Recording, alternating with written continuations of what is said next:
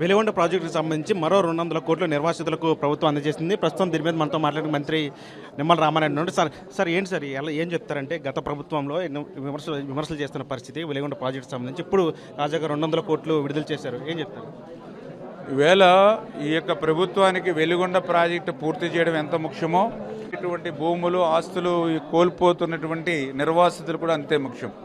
అందుకే గత వైసీపీ పాలనలో 5 సంవత్సరాల్లో నిర్వాసితులకి 900 కోట్లు ఇవ్వాల్సి ఉండగా కూడా ఒక్క నయా పైసా ఇవ్వకుండా జాతికి అంకితం అంటూ దగా మోసం చేసినటువంటి పరిస్థితి ఆ రోజు మనందరం కూడా చూసాం. ఈ రోజు కూటమి ప్రభుత్వం అధికారంలోకి వచ్చిన తర్వాత మొన్ననే 318 కోట్ల రూపాయలు మొదటి విడతలు ఇచ్చాం. మళ్ళీ ఈరోజు 200 కోట్ల రూపాయలు చంద్రబాబు నాయుడు గారి చేతుల మీదకి ఇవ్వడం జరిగింది. అంటే 900 కోట్ల రూపాయలు 5 సంవత్సరాలు వాళ్ళు ఇవ్వలేకపోతే మనం 2 ఏళ్లలోనే ఇప్పటికే మనం చూశారు 518 కోట్ల రూపాయల వరకు ఈరోజు ఇవ్వడం జరిగింది.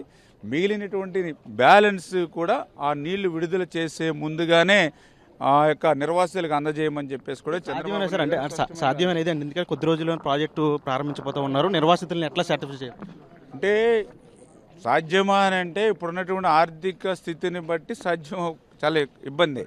కానీ చంద్రబాబు నాయుడు గారు వెలిగొండ ప్రాజెక్టు మీద ప్రత్యేకమైన ఫోకస్. ఎందుకంటే ఆ రోజు 96లో ఆయన చేతుల మీదగానే అది పునాది రాయపడింది. 3 దశాబ్దాలు గడుస్తున్నా కూడా ప్రాజెక్టు పూర్తి అవ్వలేదనే ఆవేదన సీఎం గారిలో ఉంది. అందుకే ఈరోజు ఆర్థికంగా ఎన్ని ఇబ్బందులు ఉన్నా వాటిని అన్నింటినీ కూడా పక్కన పెట్టి ఫస్ట్ ప్రయారిటీ ఇది క్లియర్ చేయమని చెప్పేసి కూడా ఆర్థిక శాఖకి అవకాశాలు ఇచ్చారు.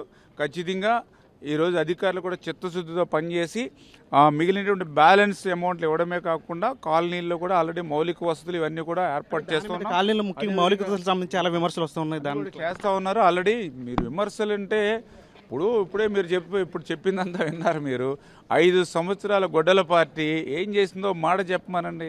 కాలనీలో ఎక్కడైనా ఒక రూపాయి పెట్టారా? ఒక అర్బస్తా సిమెంట్ వేసారా? ఒక తట్ట కంకర వేసారా? కాలనీలో 7 కాలనీలో రూపాయి పని చేయాలా? పోనీ నిర్వాసితులు 900 కోట్ల రూపాయలు ఒక్క రూపాయి ఉన్నవాడికి మాట్లాడే అర్హతే లేదు.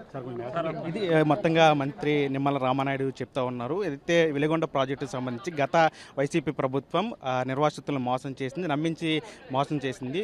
ఆ ప్రభుత్వం ఇవ్వలేనటువంటి 900 కోట్లు ఇప్పుడు ఈ ప్రభుత్వంలో ఇచ్చి నిర్వాసితులకు నష్టపరిహారం అందిస్తాం, ఖచ్చితంగా మరికొద్ది రోజుల్లోనే ప్రాజెక్టును ప్రారంభించి నీరు వదులుతామని చెప్పి మంత్రి నిమ్మనాయుడు కూడా ధీమా వ్యక్తం చేస్తున్న పరిస్థితి కనిపిస్తుంది. దానితో మనీ RTV అమరావతి నుంచి.